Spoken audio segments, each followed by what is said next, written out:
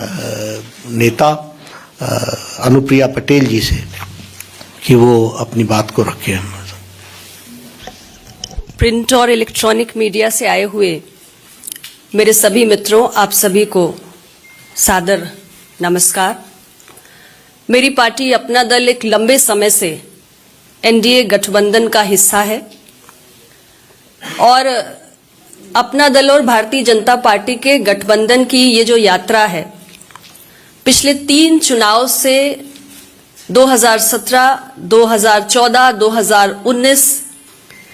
निरंतर एक सकारात्मक दिशा में आगे बढ़ी है। उत्तर प्रदेश की जनता का हमें अपार भरोसा, विश्वास, समर्थन इन तीनों चुनाव में प्राप्त हुआ है और हमारे संयुक्त गठबंधन से जो ताकत उपजी, उससे देश और प्रदेश में एक ऐसी मजबूत सरकार का निर्माण भी हुआ जिसका नेतृत्व उत्तर प्रदेश में आदरणीय योगी जी और देश में हमारे श्रद्धेय प्रधानमंत्री जी कर रहे हैं, जिसने डबल इंजन के साथ तेज गति के साथ काम किया। देश का विकास हुआ, प्रदेश का विकास हुआ और जहां एक ओर उत्तर प्रदेश और देश की विकास यात्रा आगे बढ़ी, वहीं दूसरी ओर सामाजिक न्याय की अवधारणा भी और प्रबल हुई। उत्तर प्रदेश के अंदर जो विकास हुआ, उन बातों को बड़े विस्तार पूर्वक आदरणीय नड्डा जी ने रखा है, मैं उन बातों को दोहराऊंगी नहीं, लेकिन सामाजिक न्याय के पक्ष पे कुछ बातों को आप सबके समक्ष रखना मैं बेहद जरूरी समझती हूं। मेरा ये मानना है कि अपना दल और भारतीय जनता पार्टी का ये गठबंधन, और आज हमारे आदरणीय डॉक्टर निषाद जी भी हमारे साथ में है, निषाद पार्टी भी हमारे साथ में है, ये जो हमारा एनडीए का गठबंधन है, ये विकास और सामाजिक न्याय का एक बहुत ही बेहतरीन कॉकटेल साबित हुआ है। उत्तर प्रदेश को दोनों की आवश्यकता है, विकास की भी, सामाजिक न्याय की भी। मेरी पार्टी अपना दल ने अपनी स्थापना के समय से हमारे संस्थापक यशाकाई डॉक्टर सोनेलाल पटेल जी के मार्गदर्शन में सदैव समाज के अंतिम पायदान पे खड़े हुए व्यक्ति के हक, अधिकार, भागीदारी के लिए संघर्ष किया है और माननीय प्रधानमंत्री जी के नेतृत्व में उनके साथ आकर हमने ये महसूस किया कि सामाजिक न्याय की चिंतन धारा को और मजबूत करने का हमें अवसर मिला है। विषय चाहे ओबीसी कमीशन को संवैधानिक दर्जा प्रदान करने का हो, जिसकी मांग बरसों से देश की संसद के अंदर हो रही थी, लेकिन उस पर पूर्व की सरकारें कभी भी ध्यान नहीं दे रही थी, या विषय हमारे सैनिक स्कूलों में, नवोदय स्कूलों में या सेंट्रल स्कूलों में प्रवेश प्रक्रिया में पिछड़ा वर्ग के छात्रों को आरक्षण देने का हो, या हमारे सेंट्रल एजुकेशनल इंस्टीट्यूशंस में 200 पॉइंट रोस्टर प्रणाली की वापसी का हो, बहाली का हो, ओबीसी की क्रीमी लेयर को 6 लाख से आगे बढ़ाकर 8 लाख तक ले जाने का हो, या एक विषय जो हाल ही में आप सबके संज्ञान में आया,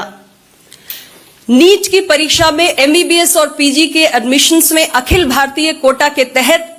पिछड़ों के 27% आरक्षण को लागू करने का हो। ये सारे ऐसे विषय हैं जिस पर अपना दल भारतीय जनता पार्टी माननीय प्रधानमंत्री मोदी जी के नेतृत्व में एकमत रही है। माननीय मोदी जी ने हर इस लंबित समस्या का समाधान किया है। अपना दल ने निरंतर इन मसलों को देश की संसद के पटल पे उठाया है और यहां तक कि हमारे उत्तर प्रदेश के अंदर एक विषय लंबे समय से आप सबकी जानकारी में भी था, 69,000 शिक्षक भर्ती में जो आरक्षण के नियमों की विसंगति हुई थी, उसका भी समाधान उत्तर प्रदेश के लोकप्रिय मुख्यमंत्री श्री योगी आदित्यनाथ जी के नेतृत्व में हुआ है। मेरा सवाल आज उन तमाम दलों से है जो पिछड़ों की नुमाइंदगी करने का आज तक दावा करते आए हैं। एक उदाहरण के माध्यम से नीट परीक्षा का,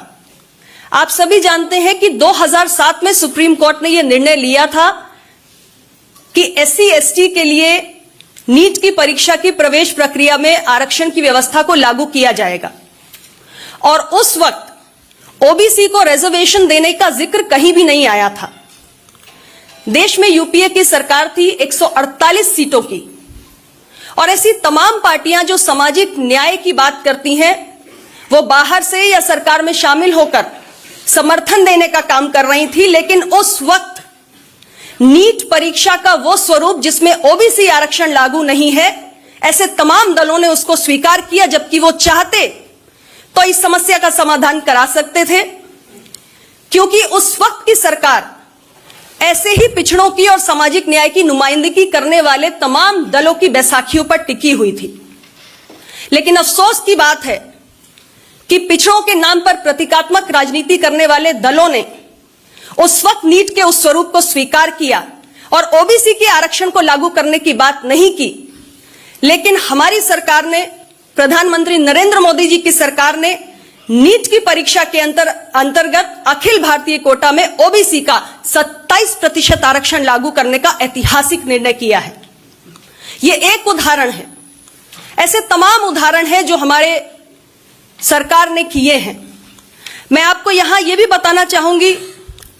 कि संविधान संशोधन करके राज्यों को ओबीसी सूची के निर्धारण का भी अधिकार यदि किसी ने दिया है तो माननीय प्रधानमंत्री श्री नरेंद्र मोदी जी की सरकार ने किया है। यहां तक कि देश के अंदर संविधान निर्माता बाबा साहेब अंबेडकर जी के नाम पे भी बहुत राजनीति हुई, लेकिन उनकी कर्मस्थली से लेकर उनकी जन्मस्थली को विश्व स्तर पर पहचान दिलाने का अगर किसी ने काम किया है तो यह इच्छा शक्ति भी देश के प्रधानमंत्री जी ने दिखाई है। डॉक्टर अंबेडकर जी के जीवन से जुड़े हुए तमाम स्थलों को पंचतीर्थ के रूप में विकसित करने का महान काम मोदी जी की सरकार ने किया है। हमारी सरकार की ऐसी तमाम कल्याणकारी योजनाएं 2014 से लेकर आज 8 वर्षों में निरंतर संचालित हुई हैं, चाहे वो आवास योजना हो, चाहे वो स्वच्छ भारत अभियान के तहत शौचालय निर्माण की योजना हो, स्टार्टअप्स हो, व्यवसाय हो, जिसका लाभ सीधे रूप से जो समाज के अंतिम पंक्ति पर खड़े हुए लोग हैं उन तक पहुंचा है, जो दलित हैं, जो आदिवासी हैं, जो पिछड़े हैं। मोदी जी की सरकार ने जनजातियों को वन उत्पादों पर एमएसपी का लाभ दिया है। मोदी जी की सरकार ने यह निर्णय किया कि सार्वजनिक उपक्रमों द्वारा 4% सामान SC/ST उद्यमियों से खरीदारी की जाएगी, ऐसी नीति हमारी सरकार ने बनाई है। दलितों पर होने वाले अत्याचारों की सूची में अलग अलग अपराधों की संख्या को 22 से बढ़ाकर 47 करने का काम भी मोदी जी की सरकार ने किया है, और दलितों को मिलने वाली सहायता राशि भी 85,000 से बढ़ाकर 8,25,000 रुपए तक करने का काम मोदी जी की सरकार ने किया है। ऐसे तमाम दलित, पिछड़े, आदिवासी और कमजोर वर्गों के हितों और कल्याण से जुड़े हुए काम हैं जो आदरणीय प्रधानमंत्री जी की सरकार ने किए हैं। और आज हम सब ने मिलकर यह तय किया है कि हमारा ये एनडीए का गठबंधन, अपना दल, भारतीय जनता पार्टी और निषाद पार्टी का गठबंधन, जो विकास और सामाजिक न्याय के इस गठबंधन को आगे बढ़ाने के नाम पे बना है, इसको हम आने वाले 2022 के चुनाव में भी और आगे लेकर जाएंगे, क्योंकि सामाजिक न्याय के विषय से जुड़ी हुई तमाम समस्याओं का समाधान मोदी जी ने किया है, योगी जी ने किया है। लेकिन अभी भी कुछ ऐसे विषय हैं जिसमें से एक विषय हमारी पार्टी, अपना दल निरंतर उठाती आ रही है कि भारत सरकार में पिछड़ों का एक अलग से मंत्रालय बनाया जाए, और ऐसे और भी तमाम विषय हैं जिस पर हमें पूरी उम्मीद है कि हमारे आदरणीय प्रधानमंत्री जी के नेतृत्व में हम भविष्य में इसमें भी सरकार की ओर से एक सकारात्मक रुख देख सकेंगे। और इसलिए सामाजिक न्याय की अवधारणा को और मजबूती प्रदान करने के लिए हम सभी ने तय किया है कि हम एक बार फिर मजबूती के साथ उत्तर प्रदेश के अंदर 2022 के विधानसभा चुनाव में एक साथ मिलकर लड़ेंगे। और जिस तरीके से हमने 2017 से 2022 के बीच में